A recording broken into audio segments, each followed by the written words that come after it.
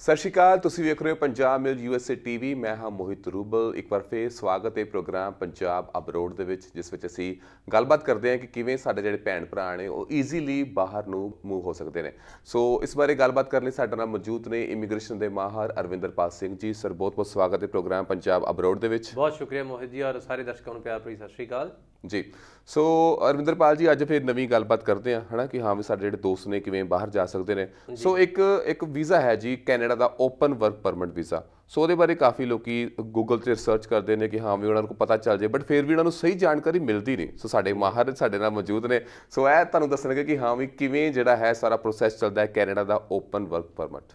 Basically ਦੋ categories ਨੇ work permit ਦੀਆਂ। ਇੱਕ ਹੈਗਾ ਕਿ ਜਿਹੜਾ ਲੇਬਰ ਮਿਨਿਸਟਰੀ ਤੋਂ ਅਪਰੂਵ ਹੋ ਕੇ ਤੁਸੀਂ ਸਕਿਲਡ ਕੈਟਾਗਰੀ ਵਿੱਚ ਵਰਕ ਪਰਮਿਟ ਅਪਲਾਈ ਕਰਦੇ ਹੋ, ਜੇ ਤੁਸੀਂ ਆਮ ਤੌਰ ਤੇ ਕੋਈ ਟਰਾਲਾ ਡਰਾਈਵਰ ਜਾਂਦਾ, ਕੋਈ ਖੇਤਾਂ 'ਚ ਕੰਮ ਕਰਨ ਨੂੰ ਜਾਂਦਾ, ਵਟਐਵਰ। ਸੋ ਇੱਕ ਹੈਗਾ ਕਿ ਆਰਜੀ ਤੌਰ ਤੇ ਜਾਂ ਭਾਵੇਂ ਤੁਸੀਂ ਉਸ ਤੋਂ ਬਾਅਦ ਆਪਣੀ ਪਰਮਾਨੈਂਟ ਐਪਲੀਕੇਸ਼ਨ ਵੀ ਲਾ ਸਕਦੇ ਹੋ। ਸੋ ਇੱਕ ਜਿਹੜੇ ਆਰਜੀ ਤੌਰ ਤੇ ਐਪਲੀਕੇਸ਼ਨ ਆ ਉਹ ਉੱਥੇ ਸਕਿਲਡ ਮਾਈਗ੍ਰੇਸ਼ਨ ਦੀ ਜਾਂ ਸਕਿਲਡ ਜਿਹੜੀ ਵਰਕਰ ਦੀ ਆ। ਸੋ ਜਿਹੜਾ ਓਪਨ ਵਰਕ ਪਰਮਿਟ ਆ, ਬੇਸਿਕਲੀ ਇਹ ਸੁਣਨ ਨੂੰ ਵਰਕ ਪਰਮਿਟ ਕਰਕੇ ਤੁਹਾਨੂੰ ਭੁਲੇਖਾ ਲੱਗਦਾ। ਬੇਸਿਕਲੀ ਇਹ ਜਿਸ ਤਰੀਕੇ ਨਾਲ ਤੁਸੀਂ ਬਾਕੀ ਸਾਰੇ ਕੰਟਰੀਜ਼ ਵਿੱਚ ਡਿਪੈਂਡੈਂਟ ਵੀਜ਼ਾ ਜਾਂ ਸਪਾਊਸ ਵੀਜ਼ਾ ਸੁਣਦੇ ਹੋ, ਇਹ ਕੈਨੇਡਾ ਦੀ ਉਹ ਵਾਲੀ ਕੈਟਾਗਰੀ ਆ ਕਿ ਜਿਹਦੇ ਵਿੱਚ ਸਟੂਡੈਂਟ ਦੇ ਨਾਲ ਉਹਦਾ ਸਪਾਊਸ ਜਾਣਾ। ਸਟੂਡੈਂਟ ਜਦੋਂ ਸਪਾਊਸ ਜਦੋਂ ਅਪਲਾਈ ਕਰੇਗਾ, ਉਹ ਓਪਨ ਵਰਕ ਪਰਮਿਟ ਦੇ ਵਿੱਚ ਕੈਟਾਗਰੀ ਦੇ ਵਿੱਚ ਅਪਲਾਈ ਕਰੇਗਾ।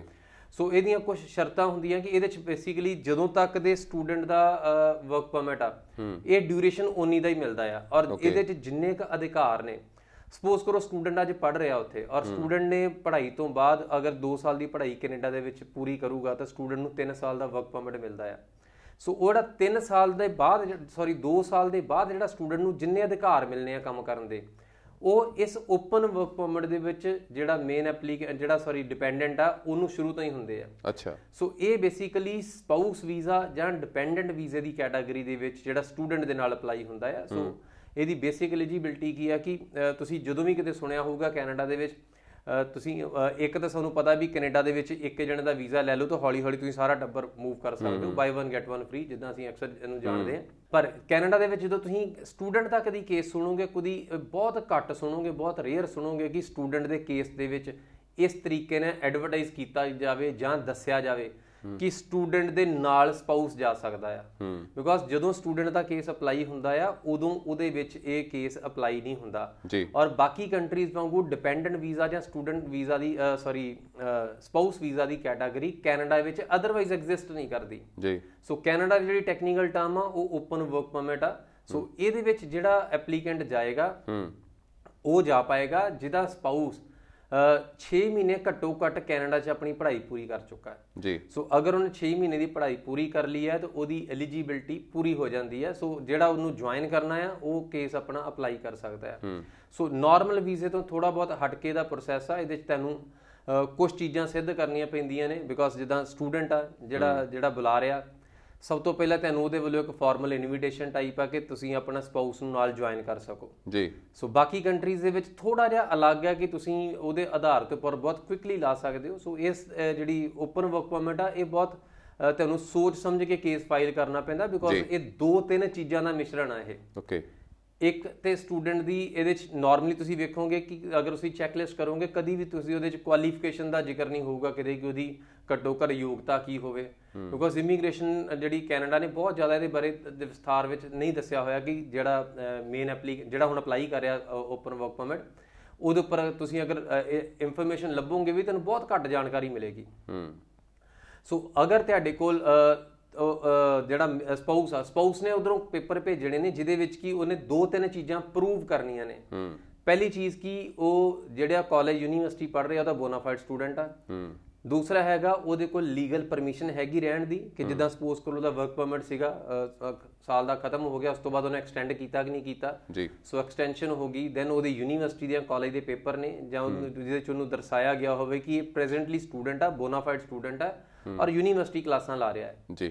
ਉਸ ਤੋਂ ਬਾਅਦ ਉਹਨੂੰ ਅਕਮੋਡੇਸ਼ਨ ਜ਼ਰੂਰ ਪ੍ਰੋਵਾਈਡ ਕਰਨੀ ਹੁੰਦੀ ਹੈ ਕਿ ਜਿਹੜਾ ਮੇਰੇ ਕੋਲ ਆ ਰਿਹਾ ਆ ਉਹਦੇ ਲਈ ਰਹਿਣ ਦੀ ਸਮਰੱਥਾ ਹੈਗੀ ਆ ਸਾਡੇ ਕੋਲ, ਸੋ ਅਸੀਂ ਉਹਦਾ ਵੀ ਜੁਗਾੜ ਕਰ ਸਕਦੇ ਹਾਂ। ਜਾਂ ਸਾਡੇ ਕੋਲ ਔਰ ਇਹ ਪ੍ਰੂਵ ਕਰਨ ਲਈ ਤੁਹਾਨੂੰ ਆਪਣਾ ਰੈਂਟ ਐਗਰੀਮੈਂਟ ਜਾਂ ਉਹਦੇ 'ਚ ਪ੍ਰੂਵ ਕਰਨਾ ਪਏਗਾ, ਜਾਂ ਤੁਹਾਡਾ ਲੈਂਡਲੋਰਡ ਆ ਉਹ ਲਿਖ ਕੇ ਦੇਏਗਾ ਨਾਲ ਕਿ ਯੈਸ ਸਾਡੇ ਕੋਲ ਇੰਨੀ ਸਪੇਸ ਹੈਗੀ ਆ। ਸੋ ਅਗਰ ਇਸ ਜਿਹੜਾ ਮੇਰੇ ਕੋਲ ਟੈਨੈਂਟ ਆ ਉਹਦਾ ਅਗਰ ਕੋਈ ਨਾ ਕੋਈ ਆ ਰਿਹਾ ਤਾਂ ਉਹ ਇਸ ਜਗ੍ਹਾ ਦੇ ਵਿੱਚ ਰਹਿ ਸਕਦਾ ਹੈ ਜੀ। ਔਰ ਇਸ ਜਿਹੜਾ ਐਪਲੀਕੇਸ਼ਨ ਆ ਇਹਦਾ ਸਭ ਤੋਂ ਜਿਹੜਾ ਮਜ਼ਬੂਤ ਆਧਾਰ ਹੈ ਉਹ ਹੈਗਾ ਰਿਲੇਸ਼ਨਸ਼ਿਪ। ਓਕੇ, ਕਿ ਅਲਟੀਮੇਟਲੀ ਤੁਹਾਨੂੰ ਇਹ ਰਿਲੇਸ਼ਨਸ਼ਿਪ ਪ੍ਰੂਵ ਕਰਨੀ ਪੈਂਦੀ ਹੈ ਬਿਕੋਜ਼ ਜਨਰਲੀ ਤੁਸੀਂ ਜਨਰਲ ਜਿਹੜੇ ਆਮ ਵੀਜ਼ਾ ਦਾ ਉਹਨਾਂ 'ਚ ਤੁਸੀਂ ਕਿਸੇ ਵੀ ਕੈਟਾਗਰੀ ਦੇ ਵਿੱਚ ਰਿਲੇਸ਼ਨਸ਼ਿਪ ਪ੍ਰੂਵ ਨਹੀਂ ਕਰਦੇ।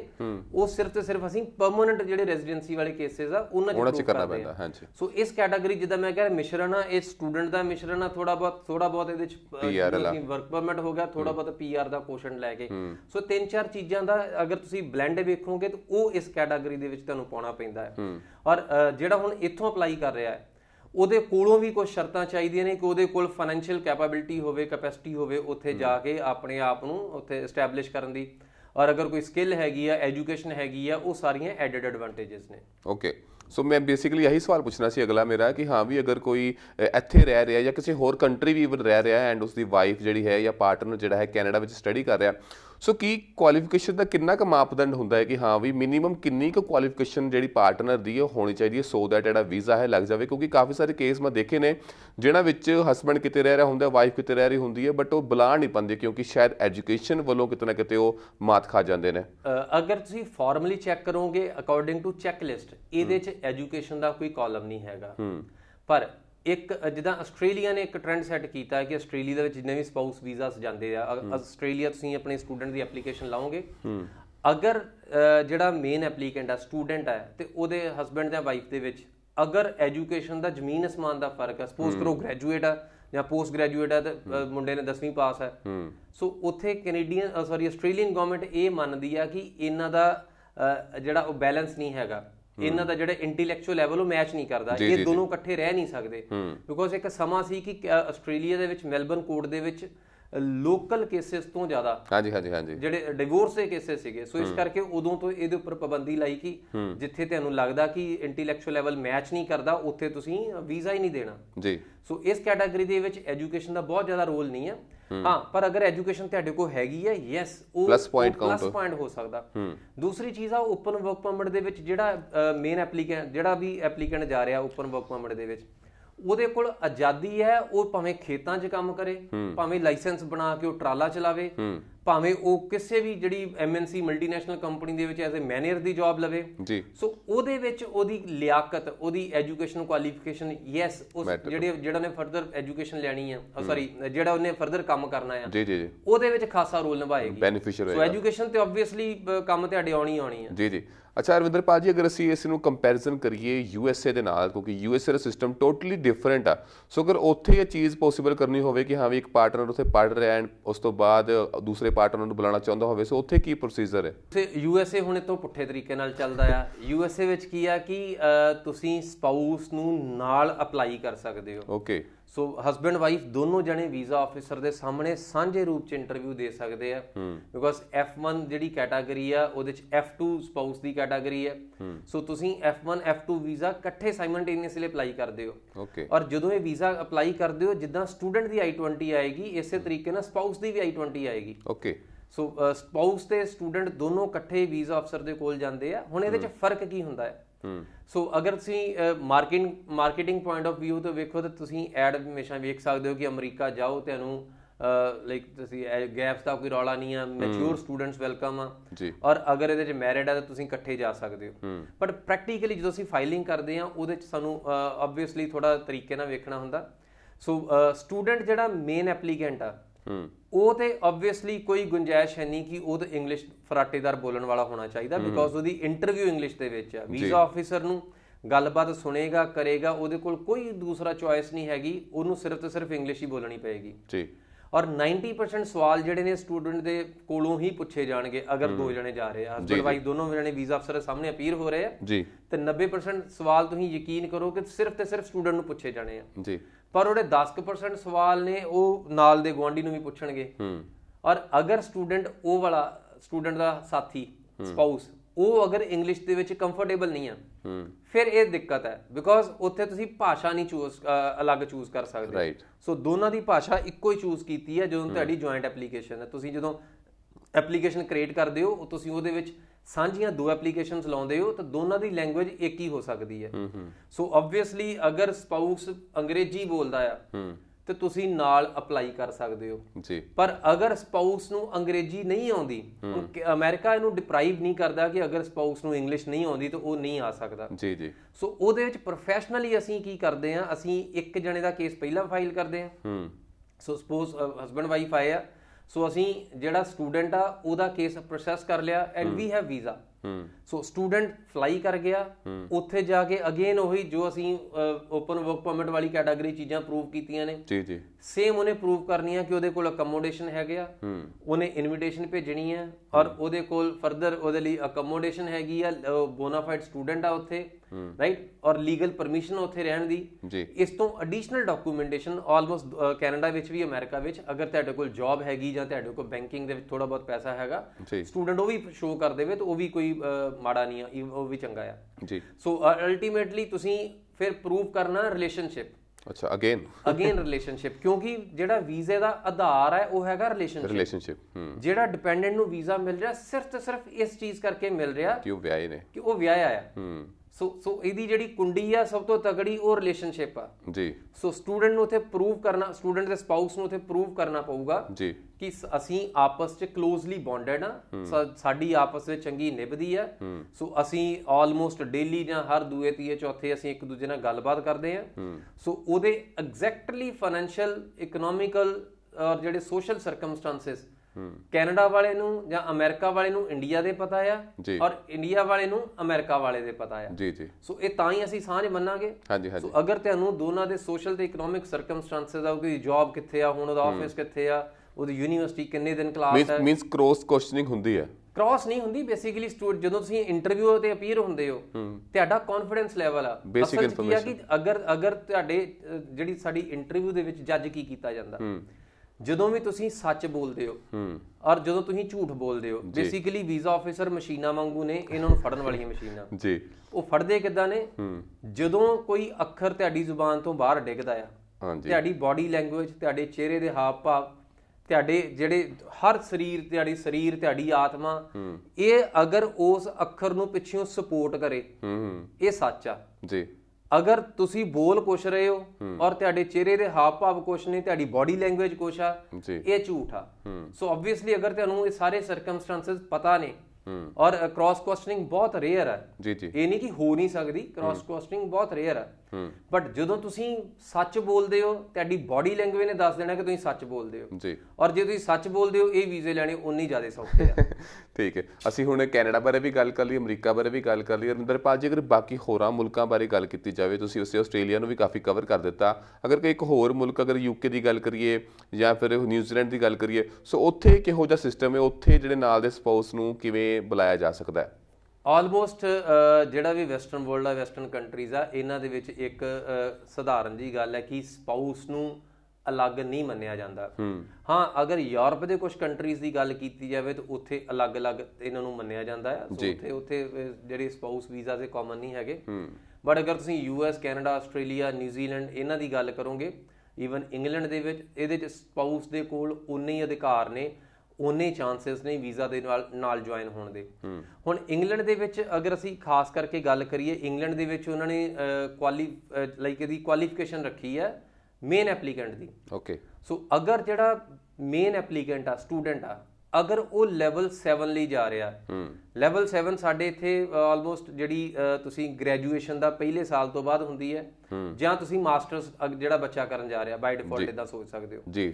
ਸੋ ਜਿਹੜੇ ਬੱਚੇ ਨੇ ਇੱਥੇ BA ਕੀਤੀ, BSc, BCom ਵਟਐਵਰ ਤੁਸੀਂ ਕੁਝ ਤੇ ਫਿਨਿਸ਼ ਕੀਤਾ ਹੈ, ਉਸ ਤੋਂ ਬਾਅਦ ਅਗਰ ਤੁਸੀਂ ਮਾਸਟਰਸ ਲਈ ਜਾ ਰਹੇ ਹੋ ਤੇ ਤੁਹਾਡਾ ਲੈਵਲ 7 ਲਈ ਤੁਹਾਡੀ ਪੜ੍ਹਾਈ ਉਸ ਤੋਂ ਬਾਅਦ ਜੀ। ਸੋ ਆਬਵੀਅਸਲੀ ਫਿਰ ਤੁਸੀਂ ਆਪਣੇ ਸਪਾਊਸ ਨੂੰ ਨਾਲ ਸੱਦ ਸਕਦੇ ਹੋ। ਪਰ ਅਗਰ ਤੁਹਾਡੇ ਕੋਲ ਜਿਹੜਾ ਮੇਨ ਐਪਲੀਕੈਂਟ ਆ ਉਹ +2 ਪਾਸ ਹੈ ਔਰ ਤੁਸੀਂ ਗ੍ਰੈਜੂਏਸ਼ਨ ਲਈ ਜਾ ਰਹੇ ਹੋ ਜੀ, ਫਿਰ ਉਹਦੇ 'ਚ ਇੰਗਲੈਂਡ ਦੇ ਵਿੱਚ ਤਾਂ ਕਾਨੂੰਨ ਆ ਕਿ ਤੁਸੀਂ ਨਾਲ ਲਿਜਾ ਹੀ ਨਹੀਂ ਸਕਦੇ। ਮੈਂ ਦੱਸਿਆ ਸੀ ਕਿ ਯੂਰਪ ਬਹੁਤ ਜ਼ਿਆਦਾ ਇਤਫਾਕ ਨਹੀਂ ਰੱਖਦਾ।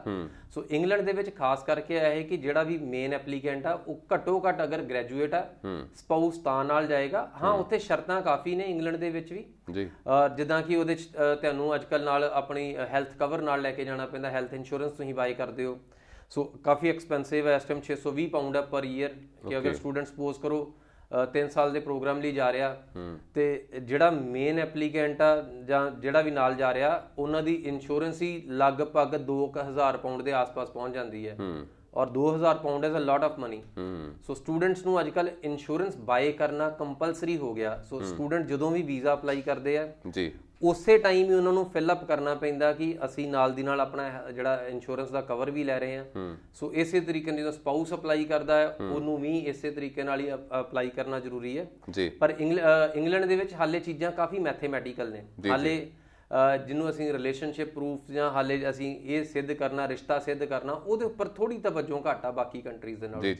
ਬਿਕੋਜ਼ ਇੰਗਲੈਂਡ ਦੇ ਵਿੱਚ ਕੀ ਹੈ ਕਿ ਇੰਗਲੈਂਡ ਦੇ ਵਿੱਚ ਜਿਹੜੀਆਂ ਐਪਲੀਕੇਸ਼ਨਸ ਨੇ ਪੁਆਇੰਟ ਬੇਸਡ ਆ ਔਰ ਇਹ ਜਿਹੜੀ ਇੰਗਲੈਂਡ ਦੀ ਕੈਟਾਗਰੀ ਆ ਜਿਹਨੂੰ ਅਸੀਂ ਸਟੂਡੈਂਟ ਵਾਲੀ ਕੈਟਾਗਰੀ ਬੋਲਦੇ ਹਾਂ ਜਾਂ ਪਹਿਲਾਂ ਟੀਅਰ 4 ਦੀ ਕੈਟਾਗਰੀ ਸੀ, ਇਹਦੇ ਵਿੱਚ ਜਿਹੜੀ ਕੈਟਾਗਰੀ ਵਿੱਚ ਇਹ ਸੈਲਫ ਫਾਈਨਾਂਸ ਵਾਲੀ ਕੈਟਾਗਰੀ ਆ। ਬਾਕੀ ਸਾਰੇ ਕੰਟਰੀ ਸਾਨੂੰ ਸਿੱਧ ਕਰਦੇ ਆ ਕਿ ਮੈਨੂੰ ਪੇਰੈਂਟਸ ਪੈਸੇ ਦੇ ਰਹੇ ਨੇ ਜਾਂ ਮੇਰੀ ਫੰਡਿੰਗ ਕਿਸੇ ਹੋਰ ਪਾਸਿਓਂ ਆ ਰਹੀ ਆ, ਮੇਰੀ ਫੀਸ ਕੋਈ ਹੋਰ ਤਾਂ ਆ ਰਿਹਾ। ਇੰਗਲੈਂਡ ਦੇ ਵਿੱਚ ਜਿਹੜੀ ਯੂਕੇ ਦੇ ਵਿੱਚ ਜਿਹੜੀ ਕੈਟਾਗਰੀ ਆ ਉਹ ਬੇਸਿਕਲੀ ਸੈਲਫ ਫਾਈਨਾਂਸ ਵਾਲੀ ਆ ਕਿ ਮੇਰੇ ਕੋਲ ਪੈਸਾ ਹੈਗਾ ਆ। ਸੋ ਸਟੂਡੈਂਟ ਨੇ ਜਦੋਂ ਵੀ ਪ੍ਰੂਵ ਕਰਨਾ ਉਹਨੂੰ ਆਪਣਾ ਖਾਤਾ ਦਿਖਾਉਣਾ ਪੈਣਾ, ਖਾਤੇ ਦੇ ਵਿੱਚ ਫੰਡ ਰੱਖਣੇ ਪੈਣੇ। ਫੰਡ ਵੀ 28 ਦਿਨ ਜਦੋਂ ਪੁਰਾਣੇ ਹੁੰਦੇ ਆ ਘੱਟੋ ਘੱਟ, ਤੁਸੀਂ ਉਦੋਂ ਉਸ ਤੋਂ ਬਾਅਦ ਐਮਬੈਸੀ ਜਾ ਸਕਦੇ ਹੋ। ਸੋ 28 ਦਿਨ ਦਾ ਕੰਸੈਪਟ ਤਾਂ ਰੱਖਿਆ ਗਿਆ ਕਿ ਸਟੂਡੈਂਟ ਦੇ ਇਹ ਜਿਹੜੇ ਪੈਸੇ ਆ ਇਹ ਉਹਦੇ ਆਪਣੇ ਲੱਗਣ ਕਿ ਜੇ ਤੁਸੀਂ ਉਧਾਰਾ ਕਿਸੇ ਕੋਲ ਫੜਿਆ ਤਾਂ ਉਹ ਦੂਏ ਦਿਨ ਵਾਪਸ ਕਰੂਗਾ ਜਾਂ ਤੁਹਾਡੇ ਕੋਲ ਅਗਰ ਪੈਸਾ ਤੁਸੀਂ ਹੋਲਡ ਕਰ ਸਕਦੇ ਹੋ ਤਾਂ ਮੰਨਿਆ ਜਾਂਦਾ ਕਿ ਇਹ ਪੈਸੇ ਤੁਹਾਡੇ ਨੇ। ਸੋ ਇਸ ਕਰਕੇ ਅਗਰ ਸਟੂਡੈਂਟ 28 ਦਿਨ ਪੁਰਾਣੇ ਫੰਡ ਸ਼ੋਅ ਕਰਦਾ, ਸੋ ਇਸੇ ਤਰੀਕੇ ਨਾਲ ਹੀ ਸਪਾਊਸ ਨੂੰ ਜਦੋਂ ਫੰਡ ਆਪਣੇ ਸ਼ੋਅ ਕਰਨੇ ਹੁੰਦੇ ਆ, ਸੋ ਸਪਾਊਸ ਦੇ ਫੰਡ ਵੀ ਮੇਨ ਐਪਲੀਕੈਂਟ ਸ਼ੋਅ ਕਰ ਸਕਦਾ ਆ ਜਾਂ ਜਿਹੜਾ ਸਪਾਊਸ ਆ ਉਹ ਆਪਣੇ ਫੰਡ ਖੁਦ ਵੀ ਸ਼ੋਅ ਕਰ ਸਕਦਾ ਹੈ। ਸੋ ਸਟੂਡੈਂਟ ਦੀ ਕੈਟਾਗਰੀ ਇਕੱਲਾ ਸਟੂਡੈਂਟ ਆ। ਹਾਂ, ਜੇ ਅਗਰ ਉਹਦੇ ਪੇਰੈਂਟਸ ਇਹ ਨਹੀਂ ਕਿ ਪੇਰੈਂਟਸ ਉਹਦੇ ਡਾਕੂਮੈਂਟ ਨਹੀਂ ਸ਼ੋਅ ਕਰ ਸਕਦੇ। ਸੋ ਅਗਰ ਪੇਰੈਂਟਸ ਉਹਦੇ ਫੰਡ ਸ਼ੋਅ ਕਰਦੇ ਨੇ ਤਾਂ ਉਹਦੇ ਥੋੜੀ ਬਹੁਤ ਐਡੀਸ਼ਨਲ ਡਾਕੂਮੈਂਟੇਸ਼ਨ ਆ because self finance the category ਉਹ 'ਚ ਫਿਰ ਪੇਰੈਂਟਸ ਦੇ ਨਾਲ ਵੀ ਰਿਲੇਸ਼ਨਸ਼ਿਪ ਪ੍ਰੂਫ ਦੇਣਾ ਪੈਂਦਾ ਬਿਕੋਜ਼ ਇੰਗਲੈਂਡ ਥੋੜਾ ਬਹੁਤ ਜਿੱਦਾਂ ਕਹ ਲਓ ਵੀ ਲਕੀਰ ਦੇ ਫਕੀਰ ਨੇ ਗੋਰੇ। ਸੋ ਇੱਕ ਲਕੀਰ ਵਾਹਤੀ ਕਿ ਆਹ ਚਾਹੀਦਾ ਤੇ ਚਾਹੀਦਾ ਆ। ਸੋ ਤੁਸੀਂ ਬੈਂਕ ਦੀ ਸਟੇਟਮੈਂਟ ਦਿੱਤੀ ਉਹਦੇ ਉੱਪਰ ਲੋਗੋ ਲੱਗਾ ਹੋਣਾ ਚਾਹੀਦਾ। It has to be on bank stationery, it has to be signed by the like bank officer. ਜਿੱਦਾਂ ਅਸੀਂ ਜਨਰਲੀ ਸਟੇਟਮੈਂਟਸ ਲੈਣੇ ਨਾ ਕਹਿੰਦੇ ਕਿ ਇਲੈਕਟ੍ਰੋਨਿਕਲੀ ਸਾਈਨਡ ਨੇ, ਦੇ ਡੋਂਟ ਅਸੈਪਟ ਇਟ। ਸੋ ਉਹਦੇ ਚ ਤੁਹਾਡੇ ਕੋਲ ਜੋ ਲਕੀਰ ਵਾਹਤੀ ਸੋ ਉਹਨਾਂ ਨੇ ਇੱਕ ਪੈਰਾਮੀਟਰਸ ਦੇ ਉੱਪਰ ਹੀ ਚੱਲਦੇ ਆ। ਯੈਸ। ਸੋ ਅਗਰ ਤੁਹਾਡੀ ਬੈਂਕ ਦਾ ਲੋਗੋ ਉਤੋਂ ਮਿਸ ਆ ਤੇ ਯੈਸ ਤੁਹਾਡਾ ਵੀਜ਼ਾ ਡਿਨਾਈ ਹੋਏਗਾ ਕਿ ਤੁਹਾਡੇ ਕੋਲ ਫਾਈਨਾਂਸ ਨਹੀਂ ਹੈਗਾ ਔਰ ਤੁਹਾਨੂੰ ਉਹਦੇ ਪੁਆਇੰਟ ਕੱਟ ਕੇ ਦੇਣਗੇ। ਮਤਲਬ ਸੁਣਨ ਨੂੰ ਥੋੜਾ ਅਜੀਬ ਲੱਗਦਾ ਹੈ ਬਟ ਉਹ ਜਿਹੜੀ ਲਕੀਰ ਵਾਈ ਆ ਇਹਨਾਂ ਨੇ ਚੱਲਣਾ ਐਗਜ਼ੈਕਟਲੀ ਉਹਦੇ ਉੱਪਰ ਹੀ ਆ। ਸੋ ਥੋੜਾ ਬਹੁਤ ਟੈਕਨੀਕਲ ਤਰੀਕੇ ਨਾਲ ਅਗਰ ਫਾਈਲਿੰਗ ਕਰਦੇ ਆ, ਅਗਰ ਤੁਹਾਨੂੰ ਸਮਝ ਆ ਤਾਂ ਫਿਰ ਇੰਗਲੈਂਡ ਦਾ ਵੀਜ਼ਾ ਲੈਣਾ ਕਾਫੀ ਈਜ਼ੀ ਅੱਜ ਕੱਲ੍ਹ ਵੀ ਜੀ। ਸੋ ਮੈਂ ਕਹਿੰਦਾ ਬੜੇ ਵਧੀਆ ਤਰੀਕੇ ਨਾਲ ਸਾਡੇ ਜਿਹੜੇ ਐਕਸਪਰਟ ਨੇ ਉਹਨਾਂ ਨੇ ਦੱਸਿਆ ਕਿ ਕਿਵੇਂ ਜਿਹੜੇ ਸਪਾਊਸ ਵੀਜ਼ਾ ਨੇ ਆਪਣੇ ਜਿਹੜੇ ਪਾਰਟਨਰ ਨੇ ਉਹਨਾਂ ਨੂੰ ਆਪਣੇ ਕੋਲ ਸੱਦ ਸਕਦੇ ਨੇ ਅਲੱਗ-ਅਲੱਗ ਮੁਲਕਾਂ ਦੇ ਵਿੱਚ।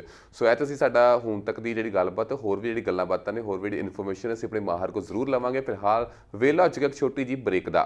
ਤੂੰ ਨਿੱਕੀ ਨਿੱਕੀ ਗੱਲ ਤੇ ਲੜਦਾ ਏ, ਮੈਨੂੰ ਪਰੇਸ਼ਾਨ ਤੂੰ ਕਰਦਾ ਏ, ਗਲਤੀਆਂ ਆਪੇ ਕਰ ਕੁਰ ਕੇ ਦੋਸ਼ ਮੇਰੇ ਤੇ ਤਰਦਾ ਏ। ਕਦੋਂ ਦੀ ਛੱਡ ਜਾਂਦੀ ਤੈਨੂੰ ਮੈਂ ਦਿਲ ਚੋਂ ਕੱਢ ਜਾਂਦੀ ਤੈਨੂੰ, ਹਰ ਵਾਰੀ ਮੈਂ ਤਾਂ ਦਿਲ ਹੱਥੋਂ ਮਰਦੀ ਆਂ ਵੇ ਮੈਂ ਤੈਨੂੰ ਪਿਆਰ ਕਰਦੀ ਆਂ, ਆਇਓ ਤੇਰੇ ਨਖਰੇ ਕਰਦੀ ਆਂ। ਰੀਅਲ ਏਸਟੇਟ ਤੇ ਮਾਰਟਗੇਜ ਦੀ ਦੁਨੀਆ ਵਿੱਚ ਇੱਕ ਭਰੋਸੇਮੰਦ ਨਾਮ ਜ਼ੈਂਡਰ ਮਾਰਟਗੇਜ ਤੇ ਰੀਅਲ ਏਸਟੇਟ ਦੇ ਮੋਹਨ ਚੀਮਾ ਤੇ ਉਹਨਾਂ ਦਾ ਤਜਰਬੇਕਾਰ ਸਟਾਫ ਤੁਹਾਨੂੰ ਇੱਕੋ ਛੱਤ ਥੱਲੇ ਸਾਰੀਆਂ ਸੇਵਾਵਾਂ ਦਿੰਦੇ ਨੇ। ਤੁਸੀਂ ਉਹਨਾਂ ਕੋਲੋਂ ਘਰ ਖਰੀਦ ਸਕਦੇ ਹੋ, ਵੇਚ ਸਕਦੇ ਹੋ ਜਾਂ ਘਰ ਦੀ ਮਾਰਟਗੇਜ ਕਰਾ ਸਕਦੇ ਹੋ ਜਾਂ ਫਿਰ ਆਪਣੇ ਘਰ ਨੂੰ ਰੀਫਾਈਨਾਂਸ ਵੀ ਕਰਾ ਸਕਦੇ ਹੋ। ਇਸ ਦੇ ਨਾਲ ਕਮਰਸ਼ੀਅਲ ਤੇ ਫਾਰਮਿੰਗ ਦੀ ਰੀਅਲ ਏਸਟੇਟ ਤੇ ਇਹ ਲੋਨ ਵੀ ਕਰਾਉਂਦੇ ਨੇ। ਅੱਜ ਹੀ ਕਾਲ ਕਰੋ ਬ੍ਰੋਕਰ ਮੋਹਨ ਚੀਮਾ ਨੂੰ। ਫੋਨ 559 825 5555 5558255555। ਬ੍ਰੇਕ ਤੋਂ ਬਾਅਦ ਸਵਾਗਤ ਹੈ ਜੀ ਪ੍ਰੋਗਰਾਮ ਪੰਜਾਬ ਅਬਰੋਡ ਦੇ ਵਿੱਚ। ਸੋ ਸਾਡੇ ਜਿਹੜੇ ਮਾਹਰ ਨੇ ਉਹਨਾਂ ਨਾਲ ਅਸੀਂ ਗੱਲਬਾਤ ਕਰ ਰਹੇ ਹਾਂ। ਸੋ ਅਰਵਿੰਦਰਪਾਲ ਜੀ, ਹੁਣ ਅਸੀਂ ਗੱਲ ਕਰਾਂਗੇ ਕਿ ਹੁਣੇ ਜਿਹੜਾ ਟਰੰਪ ਸਾਹਿਬ ਹੈ ਨਾ ਜਾ ਰਹੇ ਨੇ, ਹੁਣ ਜਾਂਦੇ ਜਾਂਦੇ ਜਿਹੜੇ ਉਹਨਾਂ ਨੇ ਰੋਕ ਲਗਾਈ ਸੀਗੇ, ਜਿਹੜੀਆਂ ਉਹਨਾਂ ਨੇ ਹੈ ਨਾ ਪਾਬੰਦੀਆਂ ਲਾਈਆਂ ਸੀ ਉਹ ਹੁਣ ਲਿਫਟ ਹੋ ਰਹੀਆਂ ਨੇ ਹੈ ਨਾ। ਹੁਣ ਰੀਸੈਂਟਲੀ ਖਬਰ ਆਈ ਸੀ ਕਿ ਹਾਂ ਵੀ ਅਮਰੀਕਾ ਦੇ ਵਿੱਚ ਜਿਹੜਾ H1B ਵੀਜ਼ਾ ਹੈ ਜਿਹਦੇ ਉੱਪਰ ਰੋਕ ਲਗਾਈ, ਕਾਫੀ ਚਿਰ ਰੋਕ ਲਈ, ਉਹ ਹੁਣ ਖਤਮ ਹੋ ਚੁੱਕਿਆ ਹੈ। ਸੋ ਹੁਣ ਜਿਹੜੇ ਕਾਫੀ ਸਾਰੇ ਜਿਹੜੇ ਆਪਾਂ ਕਹੀਏ ਜਿਹੜੇ ਮੂਵ ਹੋਣਾ ਚਾਹੁੰਦੇ ਨੇ, ਇਹਨਾਂ ਦੇ ਫਾਈਲਸ ਲੱਗੀਆਂ ਹੋਈਆਂ ਨੇ, ਉਹਨਾਂ ਲਈ ਚੰਗੀ ਖਬਰ ਹੈ ਨਾ। ਅਸਲ 'ਚ ਕੀ ਆ, ਜੇ ਤੁਸੀਂ ਇਹਨੂੰ ਟੈਕਨੀਕਲੀ ਵੇਖੋਗੇ ਹਾਲੇ ਤੱਕ ਮੌਜੂਦਾ ਰਾਸ਼ਟਰਪਤੀ ਅਮਰੀਕਾ ਦਾ ਕੌਣ ਹੈ? ਟਰੰਪ ਸਾਹਿਬ ਹੀ ਨੇ ਜੀ। ਸੋ ਬਾਈਡਨ ਸਾਹਿਬ ਨੇ ਜਿਹੜੀ ਸਹੁੰ ਚੱਕਣੀ ਆ ਉਹ ਆਉਣੀ ਆ 20 ਜਨਵਰੀ ਤੋਂ। ਸੋ ਤਦ ਤੱਕ ਲਈ ਜਿਹੜਾ ਪ੍ਰੈਜ਼ੀਡੈਂਟਸ਼ਿਪ ਉਹ ਇਹਨਾਂ ਦੇ ਕੋਲ ਆ। ਹਾਂਜੀ, 1.5 ਮਹੀਨਾ ਰਹਿ ਗਿਆ ਵਸੇ ਨਾ। ਹਾਂ ਬਿਲਕੁਲ। ਹੁਣ ਜਿਹੜਾ ਐਗਜ਼ੀਕਿਊਟਿਵ ਆਰਡਰ ਸੀਗਾ, ਪ੍ਰੈਜ਼ੀਡੈਂਸ਼ੀਅਲ ਐਗਜ਼ੀਕਿਊਟਿਵ ਆਰਡਰ, ਉਹ 'ਚ ਸਾਫ਼-ਸਾਫ਼ ਲਿਖਿਆ ਪਿਆ ਕਿ H1 ਵੀਜ਼ਾ ਦੇ ਉੱਪਰ 31 ਦਸੰਬਰ 2020 ਤੱਕ ਰੋਕ ਆ। ਬਿਲਕੁਲ, ਇਹਦਾ ਮਤਲਬ 31 ਦਸੰਬਰ 2020 ਤੱਕ ਤੇ ਉਹਦੇ ਉੱਪਰ ਕੋਈ ਵੀ ਨਵੀਂ ਐਪਲੀਕੇਸ਼ਨ ਆ ਹੀ ਨਹੀਂ ਸਕਦੀ, ਬਿਕੋਜ਼ ਉਹ ਪਹਿਲਾਂ ਦੀ ਰੂਲਿੰਗ ਦੇ ਵਿੱਚ ਆ। ਹੁਣ 1 ਜਨਵਰੀ ਤੋਂ ਅਦਰਵਾਈਜ਼ ਇਹ 1 ਜਨਵਰੀ 2021 ਤੋਂ ਇਹ ਖੁੱਲ ਗਿਆ। ਬਿਲਕੁਲ, ਕਿ ਤੁਸੀਂ ਅਗਰ H1 ਵੀਜ਼ਾ ਪਾਉਣਾ ਸੀ, ਕਿਸੇ ਕੰਪਨੀ ਨੇ ਪਾਉਣਾ ਸੀ ਆਪਣੇ EMPLOYEE ਦਾ, ਤਾਂ ਉਹ ਟੈਕਨੀਕਲੀ ਪਾ ਸਕਦੇ ਆ। ਪਰ ਟਰੰਪ ਸਾਹਿਬ ਹੀ ਨੇ। ਸੋ ਕੋਈ ਪਤਾ ਨਹੀਂ ਕੱਲ ਨੂੰ ਤੁਹਾਨੂੰ ਸੁਣਨ ਨੂੰ ਨਵੀਂ ਖਬਰ ਆ ਜਾਵੇ ਕਿ ਉਹ ਜਿਹੜੀ, ਬਿਕੋਜ਼ ਜਦ ਤੱਕ ਮੈਂ ਪ੍ਰੈਜ਼ੀਡੈਂਟ ਆ ਤਦ ਤੱਕ ਰੋਕ ਲੱਗੀ ਰਹੇਗੀ। ਸੋ ਬਿਕੋਜ਼ ਉਹ 1 ਜਨਵਰੀ ਨੂੰ ਅਗਰ ਆਰਡਰ ਨਹੀਂ ਆਉਂਦਾ ਤੇ ਉਹ ਕਲੈਪਸ ਹੋ ਗਈ, ਉਹ ਖਤਮ ਹੋ ਗਿਆ ਆਰਡਰ ਜੀ। ਸੋ ਹੋ ਸਕਦਾ ਵੀ ਜੇ ਅਸੀਂ ਪੁੱਠੇ ਦਿਮਾਗ ਨਾਲ ਸੋਚੀਏ ਵੀ ਹਾਲਾਂਕਿ ਆਉਣੀ ਨਹੀਂ ਚਾਹੀਦੀ, ਬਿਕੋਜ਼ ਇੰਨਾ ਕੁ ਸਿਆਣਪ ਸਾਰੇ ਰੱਖਦੇ ਨੇ। ਪਰ ਟਰੰਪ ਸਾਹਿਬ, ਜਿੱਦਾਂ ਮੈਂ ਦੱਸਿਆ ਕਿ ਟਰੰਪ ਸਾਹਿਬ ਵੀ ਨੇ, ਸੋ ਤੁਸੀਂ ਉਸ ਹਿਸਾਬ ਨਾਲ ਸੋਚ ਸਕਦੇ ਹੋ। ਸੋ ਉਹਦੇ ਉੱਪਰ ਅਗਰ ਨਵਾਂ ਆਰਡਰ ਜਾਰੀ ਹੁੰਦਾ ਹੈ ਤਾਂ ਉਹ ਜਦ ਤੱਕ ਇਹ ਪ੍ਰੈਜ਼ੀਡੈਂਟ ਨੇ ਤਦ ਤੱਕ ਉਹ ਰਹਿ ਸਕਦਾ ਹੈ। ਪਰ ਵੈਸੇ ਜਨਰਲੀ ਚਲੇ ਤਾਂ ਦੂਸਰਾ ਪੱਖ ਸੀ, ਵੈਸੇ ਜਨਰਲੀ ਸੋ ਯੈਸ ਜਿਹੜੀ H1 ਦੀ ਰੋਕ ਸੀਗੀ ਉਹ ਤਕਰੀਬਨ ਖਤਮ ਹੋ ਚੁੱਕੀ ਹੈ ਜਾਂ ਹੋ ਜਾਣੀ ਹੈ। ਸੋ ਉਮੀਦ ਇਹੀ ਆ। ਔਰ ਇਹਦੇ 'ਚ ਇੱਕ ਹੋਰ ਇੰਟਰਸਟਿੰਗ ਪਾਰਟ ਸੀਗਾ, ਕੁਝ ਕੰਪਨੀਜ਼ ਨੇ H1 ਨੂੰ ਜਿਹੜੀ ਆ ਪ੍ਰੈਜ਼ੀਡੈਂਸ਼ੀਅਲ ਐਗਜ਼ੀਕਿਊਟਿਵ ਆਰਡਰ ਸੀ ਇਹਨੂੰ ਵੀ ਚੈਲੰਜ ਕੀਤਾ ਸੀ। ਔਰ ਜਿਨ੍ਹਾਂ ਨੇ ਚੈਲੰਜ ਕੀਤਾ ਸੀ ਉਹਨਾਂ ਕੰਪਨੀਜ਼ ਨੂੰ ਕੋਰਟ ਨੇ ਬਹਾਲੀ ਵੀ ਦਿੱਤੀ ਸੀ, ਹਰੀ ਝੰਡੀ ਮਿਲ ਚੁੱਕੀ ਹੈ, ਉਹਦੇ ਉੱਪਰ ਆਪਣੇ EMPLOYEES ਰੱਖ ਵੀ ਸਕਦੇ ਆ। ਇਸ ਤੋਂ ਇਲਾਵਾ ਹੋਰ ਵੀ ਕਾਫੀ ਸਾਰੀ ਕੰਪਨੀਆਂ ਮੋਹਰੇ ਆਈਆਂ ਸੀਗੀਆਂ ਤੇ ਉਹਨਾਂ ਨੇ ਵੀ ਸਾਈਮਲਟੇਨੀਅਸਲੀ ਫਾਈਲਸ ਲਾਈਆਂ ਸੀ। ਸੋ ਜਿਹਨੇ ਕੋਰਟ ਜਿਹੜਾ ਕੋਰਟ ਗਿਆ ਉਹਦੀ ਤਾਂ ਸੁਣਵਾਈ ਹੋ ਗਈ। ਸੋ ਇਹਨੂੰ ਜੈਨਰਿਕ ਲਾਅ ਨਹੀਂ ਬਣਾਇਆ ਕਿ ਅਸੀਂ ਸਭ ਦਾ ਹੀ ਖਤਮ ਕਰ ਦਈਏ, ਜਾਂ ਇਹਨੂੰ ਲਾਈਕ ਜਿੱਦਾਂ ਅਸੀਂ ਕਹਿੰਦੇ ਕਿ ਪੂਰੇ ਅਮਰੀਕਾ ਦੇ ਵਿੱਚ ਪੈਨ ਅਮਰੀਕਾ ਇਹਦਾ ਰੂਲ ਬਣਾ ਦਈਏ। ਸੋ ਇਦਾਂ ਦਾ ਕੁਝ ਨਹੀਂ ਹੋਇਆ ਸੀ। ਸੋ ਉਮੀਦ ਆ 1 ਜਨਵਰੀ ਤੋਂ H1 ਦੇ ਉੱਪਰ ਲੱਗੀ ਰੋਕ ਹਟ ਜਾਏਗੀ ਔਰ ਮੁੜ ਬਹਾਲੀ ਹੋਏਗੀ, ਬਿਕੋਜ਼ ਸਭ ਤੋਂ ਵੱਡੀ ਸ਼ਮੂਲੀਅਤ H1 ਦੇ ਵਿੱਚ ਇੰਡੀਅਨਸ ਦੀ ਆ। ਔਰ ਇਹਦਾ ਸਭ ਤੋਂ ਵੱਡਾ ਕਾਰਨ ਇਹ ਵੀ ਆ ਕਿ ਅਮਰੀਕਾ ਦੇ ਵਿੱਚ ਜਿੰਨੇ ਵੀ ਇੰਡੀਅਨਸ ਰਹਿੰਦੇ ਨੇ, ਸੋ ਮੈਂ 2018 ਦੇ ਅੰਕੜੇ ਜਾਣਦਾ ਹਾਂ ਕਿ 67% ਉਸ ਟਾਈਮ ਦੇ ਉੱਪਰ ਰਿਪੋਰਟ ਸੀਗੀ ਕਿ 67% ਜਿਹੜੇ ਇੰਡੀਅਨਸ ਜਿਹੜੇ ਅਮਰੀਕਾ ਰਹਿੰਦੇ ਨੇ ਉਹ ਗ੍ਰੈਜੂਏਟਸ ਨੇ। ਸੋ ਤੁਸੀਂ ਸੋਚੋ ਕਿ ਸਭ ਤੋਂ ਵੱਧ ਜਿਹੜੇ ਗ੍ਰੈਜੂਏਟ ਅਗਰ ਅਸੀਂ ਕਿਸੇ ਮੁਲਕ ਦੇ ਵਿੱਚ ਇੰਡੀਅਨਸ ਦੀ ਗੱਲ ਕਰੀਏ ਤਾਂ ਅਮਰੀਕਾ ਦੇ ਵਿੱਚ ਸੀਗੇ। ਔਰ ਉਸੇ ਵਿੱਚ ਇੱਕ ਰਿਪੋਰਟ ਸੀਗੀ ਕਿ ਐਵਰੇਜ ਅਮਰੀਕਨਸ ਤੋਂ ਜਿਹੜੇ ਇੰਡੀਅਨਸ ਨੇ ਉਹਨਾਂ ਦੀ ਇਨਕਮ ਡਬਲ ਆ। ਸੋ ਅਗਰ ਅਸੀਂ ਕਿਸੇ ਅਮਰੀਕਨ ਦੀ ਜਿਹੜੀ ਪਰ ਕੈਪੀਟਾ ਇਨਕਮ ਜਾਂ ਇੰਡੀਅਨ ਦੀ ਅਸੀਂ ਪਰ ਕੈਪੀਟਾ ਇਨਕਮ ਵੇਖਦੇ ਹਾਂ ਤਾਂ ਇੰਡੀਅਨਸ ਦੀ ਜਿਹੜੀ ਪਰ ਕੈਪੀਟਾ ਇਨਕਮ ਆ ਉਹ ਤੋਂ ਡਬਲ ਸੀਗੀ, ਦੁੱਗਣੀ ਹੈ। ਸੋ ਆਬਵੀਅਸਲੀ ਲਿਆਕਤ ਦਾ ਰਾਜ ਆ, ਲਿਆਕਤ ਦਾ ਰੂਲ ਆ। ਸੋ ਜਿੰਨੀਆਂ ਕੰਪਨੀਆਂ ਨੇ H1 ਦੇ ਉੱਪਰ ਚੱਲਦੀਆਂ, H1 ਬੇਸਿਕਲੀ ਲਿਆਕਤ ਵਾਲੇ ਲੋਕਾਂ ਲਈ ਆ। ਸੋ ਸਾਰੀਆਂ ਕੰਟਰੀਜ਼ ਤੋਂ ਆਸੇ-ਪਾਸੇ ਤੋਂ ਲੋਕ ਆਉਂਦੇ ਆ, ਬਟ ਫਿਰ ਵੀ ਸਭ ਤੋਂ ਵੱਡੀ ਸ਼ਮੂਲੀਅਤ ਸਾਡੀ ਹੈ।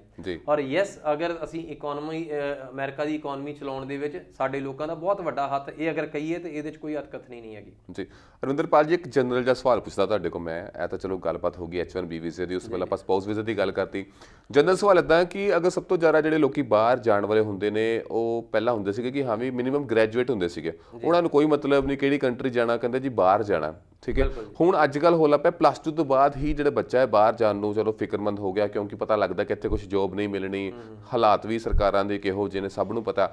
ਸੋ ਕਿਹੜੀ ਕੰਟਰੀ ਅੱਜ ਕੱਲ੍ਹ ਅਸੀਂ ਭਾਵੇਂ ਕਰੋਨਾ ਕੰਡੀਸ਼ਨ ਕਾਊਂਟ ਕਰ ਲਈਏ, ਭਾਵੇਂ ਹੋਰ ਵੀ ਕੰਡੀਸ਼ਨ ਕਾਊਂਟ ਕਰ ਲਈਏ, ਸੋ +2 ਤੋਂ ਬਾਅਦ ਜਾਂ ਫਿਰ ਗ੍ਰੈਜੂਏਸ਼ਨ ਤੋਂ ਬਾਅਦ ਇੱਕ ਸਟੂਡੈਂਟ ਨੂੰ ਕਿਹੜੀ ਕੰਟਰੀ ਮੂਵ ਹੋਣਾ ਚਾਹੀਦਾ ਜਿਸ ਵਿੱਚ ਉਸ ਨੂੰ ਚੰਗੀ ਹੈਲਪ ਮਿਲੇ ਐਂਡ ਪੈਸੇ ਵੀ ਠੀਕ ਠਾਕ ਲੱਗਣ? ਦੇਖੋ, ਅਗਰ ਸਾਡੀ ਸਮਝ ਨਾਲ ਦੇਖਿਆ ਜਾਵੇ ਤਾਂ ਕੈਨੇਡਾ ਐਸਾ ਮੁਲਕ ਆ ਜਿਹਨੇ ਸਭ ਤੋਂ ਵੱਧ, ਵੀ ਤੁਸੀਂ ਕਹਿੰਦੇ ਕਿ ਕਰੀਏ ਕਿ ਜਿਹਨੇ ਆਲਰੇਡੀ ਕੀਤਾ ਹੋਇਆ, ਕੈਨੇਡਾ ਨੇ ਸਭ ਤੋਂ ਵੱਧ ਯੰਗ ਸਾਡੇ ਸਟੂਡੈਂਟਸ ਆ ਕੈਨੇਡਾ ਨੇ ਕੈਪਚਰ ਕੀਤੇ ਆ। ਔਰ ਅਮਰੀਕਾ ਦੀ ਆਈਡੀਓਲੋਜੀ ਮੈਚੁਰ ਸਟੂਡੈਂਟਸ ਦੇ ਉੱਪਰ ਹੈ ਜੀ। ਸੋ ਇੱਕ ਸਟੂਡੈਂਟ ਅਗਰ ਮਾਸਟਰਸ ਲਈ ਅਮਰੀਕਾ ਜਾਂਦਾ ਤੇ ਉਹਨੂੰ ਚੰਗਾ ਸਮਝਿਆ ਜਾਂਦਾ, ਔਰ ਇੱਕ ਸਟੂਡੈਂਟ ਅਗਰ +2 ਤੋਂ ਬਾਅਦ ਕੈਨੇਡਾ ਮੂਵ ਕਰਦਾ ਤਾਂ ਉਹ ਕੈਨੇਡਾ ਲਈ ਚੰਗੀ ਐਪਲੀਕੇਸ਼ਨ, ਬਿਕੋਜ਼ ਦੋਨੋਂ ਮੁਲਕਾਂ ਦੀ ਆਈਡੀਓਲੋਜੀ ਵੱਖਰੀ ਵੱਖਰੀ ਹੈ। ਅਮਰੀਕਾ ਸੋਚਦਾ ਕਿ ਇੱਕ ਪ੍ਰੋਫੈਸ਼ਨਲ ਆਇਆ, ਪੜ੍ਹ ਲਿਖ ਕੇ ਆਇਆ, ਆਲਰੇਡੀ ਇੱਥੇ ਆਪਣੀ ਮਾਸਟਰਸ ਲਈ ਆਇਆ ਤੇ ਇਹ ਮੇਰੇ ਫਟਾਫਟ ਸੈੱਟ ਹੋ ਜਾਊਗਾ, ਇੱਥੇ ਮੇਰੇ ਕੰਮਕਾਰ 'ਚ ਇਹ ਐਸਟੈਬਲਿਸ਼ਮੈਂਟ ਹੋਏਗੀ।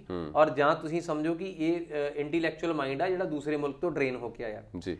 ਕੈਨੇਡਾ ਦੀ ਥਿਊਰੀ ਇਹ ਆ ਕਿ ਕੈਨੇਡਾ ਸੋਚਦਾ ਕਿ ਇਹ ਲੋਕ ਫੀਸਾਂ ਭਰ ਕੇ ਇੱਥੇ ਆਉਣਗੇ, ਇੱਥੇ ਰਹਿਣਗੇ, ਔਰ ਹੌਲੀ ਹੌਲੀ ਇਹਨੂੰ ਕੈਨੇਡਾ ਦੇ ਕਲਚਰ ਦੀ ਆਦਤ ਪਏਗੀ, because Canada PR oriented country ਹੈ। ਸੋ ਇਹ ਹੌਲੀ ਹੌਲੀ ਕੈਨੇਡੀਅਨਸ ਬਣ ਜਾਣਗੇ। ਸੋ ਅਮਰੀਕਾ ਵਾਲੇ ਤੇ ਫਿਰ ਇੰਡੀਆ ਪੈਸਾ ਘੱਲਣ ਦੀ ਜਾਂ ਐਸਟੈਬਲਿਸ਼ਮੈਂਟ ਦੀ, ਬਿਕੋਜ਼ ਅਮਰੀਕਾ 'ਚ ਇੱਕਦਮ ਤੁਸੀਂ ਸੈਟਲਮੈਂਟ ਨੂੰ ਲੈ ਕੇ ਕਾਨੂੰਨ ਉਦਾਂ ਦੇ ਨਹੀਂ ਹੈਗੇ। ਸੋ ਇੱਕਦਮ ਤੁਸੀਂ PR ਗ੍ਰੀਨ ਕਾਰਡ ਹੋਲਡਰ ਜਾਂ ਤੁਸੀਂ ਸਿਟੀਜ਼ਨਸ਼ਿਪ ਅਮਰੀਕਾ 'ਚ ਇੱਕਦਮ ਨਹੀਂ ਹੁੰਦੀ, ਬਟ ਕੈਨੇਡਾ ਇਸ ਤੋਂ ਉਲਟਾ।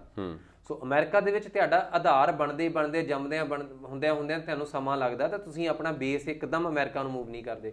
ਪਰ ਕੈਨੇਡਾ ਗਿਆ ਬੰਦਾ ਉਹ ਇਹੀ ਸੋਚ ਲੈਂਦਾ ਕਿ ਮੈਂ ਆ ਗਿਆ ਤਾਂ ਰਹਿਣਾ ਤਾਂ ਸਾਰੀ ਉਮਰ ਇੱਥੇ ਹੀ ਆ, ਇੱਥੇ ਗੱਡੀ ਲਓ, ਇੱਥੇ ਘਰ ਪਾਓ, ਇੱਥੇ ਸਭ ਕੁਝ ਕਰੋ, ਰਾਈਟ। ਸੋ ਇਹ ਅਗਰ ਇਹ 'ਚ ਕੋਈ ਦੂਜੀ ਗੱਲ ਹੈ ਨਹੀਂ ਆ ਕਿ ਸਭ ਤੋਂ ਜਿਹੜਾ ਨੰਬਰ 1 ਕੰਟਰੀ ਹੈ ਸਟੂਡੈਂਟਸ ਨੂੰ, ਯੰਗ ਸਟੂਡੈਂਟ ਨੂੰ ਸੰਭਾਲਣ ਵਾਲਾ, ਉਹ ਕੈਨੇਡਾ ਹੀ ਆ। ਔਰ ਸਭ ਤੋਂ ਵੱਧ ਜਿਹੜੇ ਅੰਡਰ ਗ੍ਰੈਜੂਏਟ ਪ੍ਰੋਗਰਾਮਸ ਨੇ, ਬਹੁਤ ਸਾਰੇ ਜਿਹੜੇ ਪਬਲਿਕ ਕਾਲਜਸ ਨੇ, ਕਮਿਊਨਿਟੀ ਕਾਲਜਸ ਨੇ, ਕਈਆਂ ਦੇ ਵਿੱਚ ਮਾਸਟਰਸ ਪ੍ਰੋਗਰਾਮ ਨਹੀਂ ਹੈਗੇ ਬਿਕੋਜ਼ ਜਿਹੜਾ ਪੋਰਸ਼ਨ ਹੈ ਜਿਹੜੇ ਮਾਸਟਰਸ ਦਾ ਜਾਂ ਪੀਜੀ ਪ੍ਰੋਗਰਾਮਸ ਦਾ, ਉਹ ਕੁਐਸਚਨ ਬਹੁਤ ਘੱਟ ਹੈ ਜੀ। ਤੇ ਜਿੰਨੇ ਪ੍ਰੋਗਰਾਮਸ ਨੇ ਉਹ ਆਲਮੋਸਟ ਅੰਡਰ ਗ੍ਰੈਜੂਏਟ ਸਭ ਕਾਲਜ ਦੇ ਕੋਲ ਆ ਜੀ। ਸੋ ਅੰਡਰ ਗ੍ਰੈਜੂਏਟ ਦੀ ਉਹਨਾਂ ਨੂੰ ਜ਼ਿਆਦਾ ਲੋੜ ਆ। ਸੋ ਇੱਕ ਨਵਾਂ ਕਾਲਜ ਵੀ ਖੁੱਲੇਗਾ ਤਾਂ 2 ਪ੍ਰੋਗਰਾਮ ਸ਼ੁਰੂ ਕਰੇਗਾ ਅੰਡਰ ਗ੍ਰੈਜੂਏਟ ਦੇ, ਹਸਪਿਟੈਲਿਟੀ ਦਾ ਜਾਂ ਬਿਜ਼ਨਸ ਦਾ, ਰਾਈਟ। ਸੋ 2 ਪ੍ਰੋਗਰਾਮ ਖੋਲੇ ਤੇ ਉਹ ਕਾਲਜ ਖੁੱਲ ਸਕਦਾ ਹੈ ਜੀ। ਔਰ ਦੂਸਰਾ ਕੰਟਰੀ ਇਸ ਪਾਸੇ ਨੂੰ ਜਿਹੜਾ ਆ ਰਿਹਾ ਆ ਉਹ ਬੇਸਿਕਲੀ ਹੁਣ ਇੰਗਲੈਂਡ ਵੀ ਆ ਰਿਹਾ। ਔਰ ਤੀਸਰੇ ਦੀ ਗੱਲ ਕਰੀਏ ਤੇ ਜਾਂ ਆਲਮੋਸਟ ਨੈਕ ਟੂ ਨੈਕ ਨੇ, ਬਿਕੋਜ਼ ਜਦੋਂ ਤੋਂ ਇੰਗਲੈਂਡ ਨੇ ਵੀਜ਼ਾਸ ਦੇਣੇ ਸ਼ੁਰੂ ਕੀਤੇ ਨੇ, ਆਸਟ੍ਰੇਲੀਆ ਨੂੰ ਸਾਨੂੰ ਲੱਗਦਾ ਕਿ ਹਾਲੇ ਸਮਾਂ ਲੱਗੂਗਾ। ਸਾਨੂੰ ਲੱਗਦਾ ਸੀ ਕਿ ਨਵਾਂ ਸਾਲ ਚੜ ਕੇ ਤੇ ਆਸਟ੍ਰੇਲੀਆ ਫਿਰ ਚੇਂਜ ਹੋਏਗਾ। ਪਰ ਇੱਕਦਮ ਹੀ ਪਿਛਲੇ 1.5-2 ਮਹੀਨਿਆਂ ਦੇ ਵਿੱਚ ਆਸਟ੍ਰੇਲੀਆ ਨੇ ਇੰਨੇ ਵੀਜ਼ਾਸ ਦਿੱਤੇ ਨੇ, ਜਿਹੜੇ ਚੰਗੇ ਪ੍ਰੋਫਾਈਲਸ ਨੇ, ਆਸਟ੍ਰੇਲੀਆ ਨੇ ਕਿਸੇ ਨੂੰ ਮੋੜਿਆ ਹੀ ਨਹੀਂ ਹੈ। ਓਕੇ, ਸੋ ਆਸਟ੍ਰੇਲੀਆ ਨੇ ਇਸ ਟਾਈਮ ਸਭ ਤੋਂ ਵੱਧ ਨੇਰੀ ਲਿਆਂਦੀ ਵੀ ਅਗਰ ਵੀਜ਼ਾ ਦੀ ਗੱਲ ਕਰੀਏ, ਬਿਕੋਜ਼ ਵੀਜ਼ਾ ਸਾਨੂੰ ਖੁਦ ਨੂੰ ਨਹੀਂ ਲੱਗਦਾ ਸੀ ਆਸਟ੍ਰੇਲੀਆ ਇੰਨੇ ਵੀਜ਼ੇ ਦੇਗਾ, ਬਟ ਆਸਟ੍ਰੇਲੀਆ ਨੇ ਵੀਜ਼ਾਸ ਦਾ ਮੈਨੂੰ ਲੱਗਦਾ ਕਿ ਸ਼ਾਇਦ ਉਹਦੀ ਇੰਟਰਨੈਸ਼ਨਲ ਕਮਿਊਨਿਟੀ ਦੇ, ਇੰਟਰਨੈਸ਼ਨਲ ਸਟੂਡੈਂਟ ਕਮਿਊਨਿਟੀ ਦੇ ਵਿੱਚੋਂ ਕਿਤੇ ਉਹਦਾ ਪਰਸੈਂਟੇਜ ਸ਼ੇਅਰ ਲੋ ਨਾ ਰਹਿ ਜੇ। ਸ਼ਾਇਦ ਆਸਟ੍ਰੇਲੀਆ ਜਿਹੜਾ ਕੋਵਿਡ ਦਾ ਟਾਈਮ ਆ ਉਹਨੂੰ ਕਵਰ ਅਪ ਕਰਨਾ ਚਾਹੁੰਦਾ ਹੈ। ਸ਼ਾਇਦ ਆਸਟ੍ਰੇਲੀਆ ਇਹ ਨਹੀਂ ਚਾਹੁੰਦਾ ਕਿ ਜਿੱਦਾਂ ਮੇਰਾ ਸ਼ੇਅਰ ਕੋਈ ਹੋਰ ਲੈ ਜਾਵੇ, ਬਿਕੋਜ਼ ਇੰਗਲੈਂਡ ਨੇ ਨਵਾਂ ਸ਼ੇਅਰ ਲੈਣਾ ਸ਼ੁਰੂ ਕਰਤਾ। ਇਹ ਸ਼ੇਅਰ ਪਹਿਲਾਂ ਆਸਟ੍ਰੇਲੀਆ ਦੇ ਕੋਲ ਸੀ। ਔਰ ਆਸਟ੍ਰੇਲੀਆ ਦੇ ਵਿੱਚ ਔਰ ਇੰਗਲੈਂਡ ਦੇ ਵਿੱਚ ਇਹ ਤਕਰੀਬਨ ਕਹਿ ਲਓ ਕਿ 1 to 1 ਚੱਲਦਾ ਹੀ ਹੈ। ਲਾਸਟ ਟਾਈਮ ਵੀ ਓਲੰਪਿਕਸ ਜਦੋਂ ਹੋਈਆਂ ਸੀ, ਇੰਗਲੈਂਡ ਨੇ ਜਿਹੜੀਆਂ 2012 ਵਾਲੀਆਂ, ਉਸ ਤੋਂ ਪਹਿਲਾਂ ਇੰਗਲੈਂਡ ਵੀਜ਼ਾਸ ਨਹੀਂ ਦਿੰਦਾ ਸੀ। ਓਕੇ, ਸੋ ਉਦੋਂ ਸਾਰੇ ਸਟੂਡੈਂਟਸ ਤਕਰੀਬਨ ਆਸਟ੍ਰੇਲੀਆ ਨੂੰ ਜਾਂਦੇ ਸੀ, ਬਟ ਉਹ 9-10 ਦੇ ਵਿੱਚ ਉਹਨਾਂ ਨੇ ਰਾਤੋਂ ਰਾਤ ਵੀਜ਼ਾਸ ਓਪਨ ਕੀਤੇ ਇੰਗਲੈਂਡ ਨੇ। ਤਾਂ ਸਾਰਾ ਜਿਹੜਾ ਆਸਟ੍ਰੇਲੀਆ ਦਾ ਸਟੂਡੈਂਟ ਕਰਾਊਡ ਸੀ ਉਹ ਤਕਰੀਬਨ ਤੁਸੀਂ 2 ਮਹੀਨਿਆਂ ਬਾਅਦ ਆਸਟ੍ਰੇਲੀਆ ਤੋਂ ਉਹ ਇੰਗਲੈਂਡ ਨੂੰ ਸ਼ਿਫਟ ਹੋ ਗਿਆ ਸੀ ਜੀ। ਸੋ ਸ਼ਾਇਦ ਇਸੇ ਕਰਕੇ ਵੀ ਉਹਦਾ ਯੂਕੇ ਦਾ ਗੇਅਰ ਪਿਆ ਆ, ਤੇ ਇਸੇ ਕਰਕੇ ਹੁਣ ਆਸਟ੍ਰੇਲੀਆ ਭੱਜ ਪਿਆ ਵੀ ਅਸੀਂ ਕਿਤੇ ਪਿੱਛੇ ਨਾ ਰਹਿ ਜਾਈਏ। ਆਸਟ੍ਰੇਲੀਆ ਵੀ ਉਸ ਰੇਸ ਦੇ ਵਿੱਚ ਚੰਗਾ ਅੱਗੇ ਚੱਲ ਰਿਹਾ ਹੁਣ। ਸੋ ਅਰਵਿੰਦਰਪਾਲ ਜੀ, ਸਾਰਿਆਂ ਨੂੰ ਪਤਾ ਹੈ ਕਿ ਜਿਹੜਾ ਯੂਕੇ ਹੈ, ਯੂਰੋਪੀਅਨ ਜਿਹੜੀ ਯੂਨੀਅਨ ਹੈ, ਉਸ ਤੋਂ ਬਾਹਰ ਹੋ ਚੁੱਕਿਆ। 1 ਜਨਵਰੀ ਤੋਂ ਉਹਨਾਂ ਦੀ ਆਪਣੀਆਂ ਜਿਹੜੀ ਇਮੀਗ੍ਰੇਸ਼ਨ ਪਾਲਿਸੀਜ਼ ਨੇ ਉਹ ਸ਼ੁਰੂ ਹੋਣ ਜਾ ਰਹੀਆਂ। ਇਸ ਤਰ੍ਹਾਂ ਅਗਰ ਕੈਨੇਡਾ ਦੀ ਗੱਲ ਕਰੀਏ ਤਾਂ ਅਗਲੇ 3 ਸਾਲਾਂ 'ਚ ਉਹਨਾਂ ਨੇ 12 ਲੱਖ ਜਿਹੜੇ ਐਪਲੀਕੇਸ਼ਨਸ ਨੇ ਉਹਨਾਂ ਨੂੰ ਲੈਣਾ ਹੈ। ਫਿਰ ਗੱਲ ਕਰੀਏ ਅਮਰੀਕਾ ਦੀ, ਤਾਂ ਅਮਰੀਕਾ ਵਿੱਚ ਜਿਹੜਾ ਹੈ H1B ਵੀਜ਼ਾ ਪੋਸੀਬਿਲਿਟੀ ਹੈ ਨਾ ਕਿ 1 ਜਨਵਰੀ ਤੋਂ ਖਤਮ ਹੋ ਸਕਦਾ ਹੈ। ਸੋ ਮਤਲਬ ਚੁਆਇਸ ਕਾਫੀ ਜ਼ਿਆਦਾ ਹੋਣ ਵਾਲੀ ਹੈ ਆਉਣ ਵਾਲੇ ਸਾਲ ਦੇ ਵਿੱਚ। ਮੈਨੂੰ ਇਦਾਂ ਲੱਗਦਾ ਕਿ ਬਹੁਤ ਸਾਰੇ ਭਾਈਆਂ ਬੰਦੂਆਂ ਨੂੰ ਇਹ ਲੱਗਦਾ ਆ ਕਿ ਸ਼ਾਇਦ ਇਹ ਕਰੋਨਾ ਵਾਲਾ ਪੀਰੀਅਡ ਆ, ਜੋ ਬੁਰੇ ਕੰਮ ਹੋਣੇ ਸੀ ਉਹ ਸਾਰੇ ਦੇ ਸਾਰੇ 31 ਦਸੰਬਰ 2020 ਤੱਕ, ਜਿੱਦਾਂ ਹੀ 1 ਜਨਵਰੀ 2021 ਚੜ੍ਹਨਾ ਆ, ਇੱਕਦਮ ਫੁੱਲ ਖਿੜ ਜਾਣੇ, ਇੱਕਦਮ ਸਭ ਕੁਝ ਨਵੀਆਂ ਕਰੋਨਾ ਵੀ ਮੁੱਕ ਜਾਣਾ, ਇੱਕਦਮ ਕਰੋਨਾ ਮੁੱਕ ਜਾਣਾ, ਇੱਕਦਮ ਨਵੀਂ ਦੁਨੀਆ ਸਿਰਜੀ ਜਾਣੀ, ਔਰ ਇੱਕਦਮ ਜਿੰਨੀਆਂ ਅਪਰਚੂਨਿਟੀ ਸਾਡੇ ਕੋਲੋਂ ਕਲੋਜ਼ ਹੋਈਆਂ ਸੀ ਉਹ ਮੁੜ ਵਾਪਸ ਆ ਜਾਣਾ ਜੀ ਜੀ। ਔਰ ਪਤਾ ਨਹੀਂ ਇਹ ਜਾਦੂ ਆ ਜਾਂ ਨਹੀਂ ਆ, ਬਟ ਬਿਲੀਫ ਸਭ ਦਾ ਇਦਾਂ ਹੀ ਆ। ਹੁਣ ਪ੍ਰੈਕਟੀਕਲੀ ਵੀ ਇਦਾਂ ਹੁੰਦਾ, ਬਾਬਾ ਕਿਰਪਾ ਕਰਦਾ ਕਿ ਨਹੀਂ, ਇਹ ਆਉਣ ਵਾਲਾ ਸਮਾਂ ਦੱਸੇਗਾ ਜਨਾਬ। ਫਿਰ ਇਦਾਂ ਨਾ ਕਿ ਜਿਹੜੀ ਉਮੀਦ ਦੀਆਂ ਕਿਰਨਾਂ ਮੈਂ ਕਹਿੰਦਾ ਜਗਦੀ ਰਹਿਣੀਆਂ ਚਾਹੀਦੀਆਂ ਹਨਾ। ਸੋ ਸੇਮ ਜਿਹੜੀ ਉਮੀਦ ਦੀ ਕਿਰਨਾਂ ਸਾਡੇ ਜਿਹੜੇ ਕਿਸਾਨ ਹਨਾ, ਚਲੋ ਆਪਾਂ ਥੋੜਾ ਟੌਪਿਕ ਥੋੜਾ ਡਾਇਵਰਟ ਕਰਦੇ ਆ। ਉਹਦਾ ਕਾਰਨ ਕੀ ਹੈ ਕਿ ਸਾਡੇ ਕਾਫੀ ਸਾਰੇ ਜਿਹੜੇ ਭੈਣ ਭਰਾ ਜਿਹੜੇ ਫੋਰਨ ਵਿੱਚ ਬੈਠੇ ਹੋਏ ਨੇ, ਉਹ ਇਸ ਵਕਤ ਚਾਹੁੰਦੇ ਨੇ ਕਿ ਉਹ ਵੀ ਇਸ ਕਿਸਾਨ ਅੰਦੋਲਨ ਦਾ ਹਿੱਸਾ ਬਣਨ ਜੀ। ਸੋ ਉਹ ਕਿੱਦਾਂ ਈਜ਼ੀਲੀ ਅਪਲਾਈ ਕਰ ਸਕਦੇ ਨੇ, ਈਜ਼ੀਲੀ ਆ ਜਾ ਸਕਦੇ ਨੇ? ਨਹੀਂ, ਖੈਰ ਅੰਦੋਲਨ 'ਚ ਤਾਂ ਸਪੋਰਟ ਦੀ ਲੋੜ ਆ ਉਹਨਾਂ ਦੀ, ਬਿਕੋਜ਼ ਸਾਡੇ ਲੋਕ ਬਥੇਰੇ ਨੇ ਇੱਥੇ। ਔਰ ਈਵਨ ਉੱਥੇ ਵੀ ਹੋ ਰਿਹਾ, ਬੜੇ ਖੁੱਲ ਕੇ ਹੋ ਰਿਹਾ। ਗੱਲ ਕਰੀਏ ਕੈਨੇਡਾ ਦੀ, ਕੱਲ ਉੱਥੇ ਵੀ ਸੀਗਾ, ਅਮਰੀਕਾ 'ਚ ਵੀ ਕੱਲ ਹੋਣ ਜਾ ਰਿਹਾ। ਬਿਲਕੁਲ, ਅਸੀਂ ਹਮੇਸ਼ਾ ਵੀ ਆਲਵੇਜ਼ ਰਿਮੇਨ ਦਾ ਵੇ ਵੀ ਗਰੋ ਅਪ। ਅਸੀਂ ਜਿਸ ਮਾਹੌਲ 'ਚ ਜੰਮੇ ਪਲੇ ਵੱਡੇ ਹੋਏ ਆ, ਉਹ ਚੀਜ਼ਾਂ ਸਾਡੇ ਤੇ ਹਾਵੀ ਸ਼ੁਰੂ ਤੋਂ ਰਹਿੰਦੀਆਂ ਨੇ।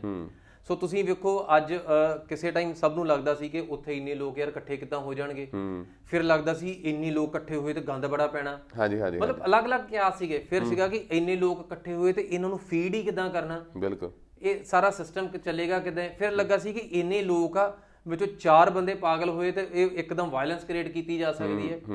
ਪਰ ਜਿਸ ਤਰੀਕੇ ਨਾਲ ਅਸੀਂ ਵੱਡੇ ਆ, ਜੰਮੇ ਪਲੇ ਵੱਡੇ ਹੋਏ ਆ, ਉਹ ਚੀਜ਼ਾਂ ਸਾਡੇ ਕਰੈਕਟਰ 'ਚ ਝਲਕਦੀਆਂ ਨੇ। ਬਿਲਕੁਲ। ਸੋ ਸਾਡੇ ਲੋਕਾਂ ਦੇ ਉੱਪਰ ਦਾਗ ਲਾਉਣਾ ਬਹੁਤ ਮੁਸ਼ਕਲ ਆ। ਤੁਸੀਂ ਮੀਡੀਆ ਨੇ, ਤੁਸੀਂ ਵੇਖੋ ਜਿਹੜਾ ਸਾਡਾ ਨੈਸ਼ਨਲ ਮੀਡੀਆ ਆ, ਉਹਨੇ ਬਹੁਤ ਟਰਾਈ ਕੀਤੀ ਕਿ ਕਿਸੇ ਨਾ ਕਿਸੇ ਤਰੀਕੇ ਦਾ ਕੋਈ ਨਾ ਕੋਈ ਦਾਗ ਲਾਇਆ ਜਾਵੇ।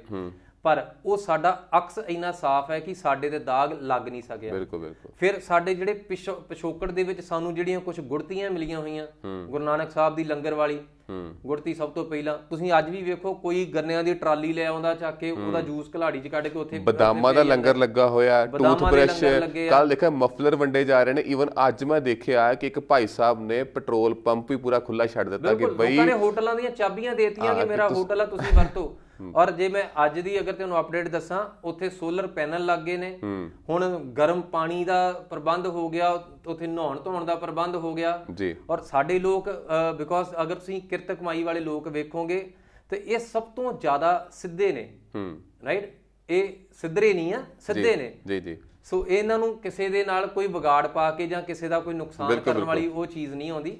ਸੋ ਆਪੋ ਆਪਣੀ ਵੀ ਇਹੀ ਦੇਖਦੇ ਕਿ ਕੱਲ ਨੂੰ ਕੋਈ ਸਾਨੂੰ ਨਾ ਕਹਿ ਜਾਵੇ ਯਾਰ ਫਲਾਣੇ ਲੋਕ ਮਾੜੇ ਨੇ। ਸੋ ਹਰ ਇੱਕ ਦਾ ਖਿਆਲ ਰੱਖਦੇ ਨੇ ਔਰ ਇਹੀ ਕਾਰਨ ਆ ਕਿ ਜਿੱਦਾਂ ਤੁਸੀਂ ਸੋਚੋ ਵੀ ਜਦੋਂ ਸਾਡੇ ਨੌਵੇਂ ਪਾਤਸ਼ਾਹੀ ਦਾ ਜਦੋਂ ਕੁਰਬਾਨੀ ਕੀਤੀ, ਉਹਨਾਂ ਦੇ ਸੰਸਕਾਰ ਕਰਨ ਨੂੰ ਕਿਸੇ ਨੇ ਆਪਣੇ ਪੂਰਾ ਘਰ ਹੀ ਆਪਣਾ ਮਤਲਬ ਕਹਿ ਲਓ ਵੀ ਉਹਦੇ ਵਿੱਚ ਹੀ ਸੰਸਕਾਰ ਕਰਤਾ। ਸੋ ਇਸੇ ਤਰੀਕੇ ਨਾਲ ਹੀ ਜਦੋਂ ਛੋਟੇ ਪਾਤਸ਼ਾਹ, ਛੋਟੇ ਜਿਹੜੇ ਸਾਹਿਬਜ਼ਾਦੇ ਆ, ਉਹਨਾਂ ਦੀ ਜਦੋਂ ਸੰਸਕਾਰ ਕਰਨਾ ਸੀ, ਉਹਦੇ ਲਈ ਸੋਨੇ ਦੀਆਂ ਮੋਹਰਾਂ ਰੱਖਣੀਆਂ ਸੀ ਤੇ ਕਿਸੇ ਨੇ ਆਪਣਾ ਸਾਰੇ ਦਾ ਸਾਰਾ ਜੋ ਕੁਝ ਉਹਦੇ ਕੋਲ ਸੀਗਾ ਉਹ ਸਿਰਫ ਉਸ ਗੱਲ ਪਗਾਉਣ ਨੂੰ ਕਰਤਾ ਜੀ, ਪੂਰਾ ਕਰਤਾ। ਸੋ ਕਿਸੇ ਨੇ ਸਿਰਫ ਸਾਹਿਬਜ਼ਾਦੇ ਨੂੰ ਦੁੱਧ ਪਿਆਉਣ ਦੀ ਖਾਤਰ ਕਿ ਉਹਨੇ ਮਤਲਬ ਦੁੱਧ ਪਿਆ ਸਕੇ, ਉਹਨੇ ਆਪਣੇ ਪਰਿਵਾਰ ਦੀ ਕੁਰਬਾਨੀ ਦੇ ਦਿੱਤੀ ਜੀ। ਸੋ ਇਹ ਜਿਹੜਾ ਵਿਰਾਸਤ 'ਚ ਸਾਨੂੰ ਮਿਲਿਆ ਆ, ਇਹ ਉਹੀ ਗੁਣ ਆ। ਅੱਜ ਵੀ ਤੁਸੀਂ ਬਹੁਤ ਸਾਰੇ ਲੋਕ ਵੇਖੋਗੇ ਕਹਿਣਗੇ ਕਿ ਮੈਂ ਸਪੋਰਟ ਕਰ ਦਿੰਦਾ ਭਾਵੇਂ ਮੇਰਾ ਆਪਣਾ ਆਪ ਨਾ ਰਵੇ। ਬਿਲਕੁਲ ਬਿਲਕੁਲ। ਤੁਸੀਂ 80 90 ਸਾਲ ਦੇ ਬਜ਼ੁਰਗ ਵੇਖਦੇ ਹੋ, ਕਹਿੰਦੇ ਵੀ ਮੈਂ ਸ਼ਹੀਦ ਹੋ ਜਾ, ਮੇਰੀ ਕੋਈ ਗੱਲ ਨਹੀਂ ਜੀ ਜੀ। ਸੋ ਇਹ ਜਿਹੜਾ ਜਜ਼ਬਾ ਆ, ਇਹੀ ਸਰਕਾਰਾਂ ਦੇ ਭਾਰੀ ਪੈਣਾ ਹੈ ਔਰ ਆਉਣ ਵਾਲੇ ਸਮੇਂ ਦੇ ਵਿੱਚ ਉਮੀਦ ਹੈ ਕਿ ਇਹ ਸਿਰੇ ਚੜੂਗਾ ਔਰ ਇਹ ਬਿਲਕੁਲ ਜਿੱਦਾਂ ਕਹਿੰਦੇ ਕਿ ਅੱਜ ਤੱਕ ਦਾ ਸਭ ਤੋਂ ਸ਼ਾਂਤਮਈ ਬਿਲਕੁਲ ਤੇ ਚੜ੍ਹਦੀ ਕਲਾ ਦਾ ਹੋਣ ਵਾਲਾ ਇਹ ਮਤਲਬ ਜਿਹੜਾ ਉਹਦਾ ਸਬੂਤ ਦੇਗਾ। ਵਾਕਈ ਅਸੀਂ ਵੀ ਇਹੀ ਉਮੀਦ ਕਰਦੇ ਹਾਂ ਕਿ ਜਿਹੜਾ ਉਹਨਾਂ ਨੂੰ ਜਿਹੜੇ ਹੱਕ ਸੱਚ ਦੀ ਜਿਹੜੀ ਲੜਾਈ ਲੜੀ ਜਾ ਰਹੀ, ਉਹਨਾਂ ਨੂੰ ਉਹਨਾਂ ਦਾ ਬਣਦਾ ਹੱਕ ਜ਼ਰੂਰ ਮਿਲੇ। ਐਂਡ ਸਭ ਦੇ ਵਿੱਚ NRI ਵੀਰਾਂ ਦਾ ਵੀ ਕਾਫੀ ਵਧੀਆ ਸਪੋਰਟ ਰਿਹਾ ਹੈ, ਬੜਾ ਵਧੀਆ ਖੁੱਲ੍ਹ ਡੁੱਲ ਕੇ ਸਪੋਰਟ ਜਿਹੜਾ ਕਰ ਰਹੇ ਨੇ, ਆਪਣਾ ਸਪੋਰਟ ਵੀ ਕੰਟੀਨਿਊ ਰੱਖਣ। ਸੋ ਇਮੀਗ੍ਰੇਸ਼ਨ ਦਾ ਪ੍ਰੋਗਰਾਮ ਸੀ, ਪਰ ਜਿਹੜਾ ਅੱਜ ਦਾ ਮਸਲਾ, ਜਿਹੜਾ ਭਖਦਾ ਮਸਲਾ, ਉਹਨੂੰ ਵੀ ਅਸੀਂ ਛੇੜਨ ਦੀ ਕੋਸ਼ਿਸ਼ ਕੀਤੀ ਹੈ।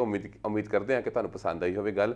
ਸੋ ਜਿਹੜਾ ਅੱਜ ਦਾ ਪ੍ਰੋਗਰਾਮ ਸੀ ਸਰ, ਤੁਸੀਂ ਬਹੁਤ ਵਧੀਆ ਜਾਣਕਾਰੀ ਦਿੱਤੀ, ਤੁਹਾਡਾ ਬਹੁਤ ਬਹੁਤ ਧੰਨਵਾਦ, ਸ਼ੁਕਰੀਆ। ਸਤਿ ਸ਼੍ਰੀ ਅਕਾਲ ਜੀ ਸਰ। ਸੋ ਇਸੇ ਤਰ੍ਹਾਂ ਜਿਹੜੇ ਹੋਰ ਵੀ ਸਾਡੇ ਪ੍ਰੋਗਰਾਮ ਨੇ, ਸਾਨੂੰ ਵੇਖਦੇ ਰਹੋ ਪੰਜਾਬ ਨਿਊਜ਼ USA TV ਦੇ ਉੱਪਰ। ਤੁਹਾਡਾ ਬਹੁਤ ਬਹੁਤ ਧੰਨਵਾਦ।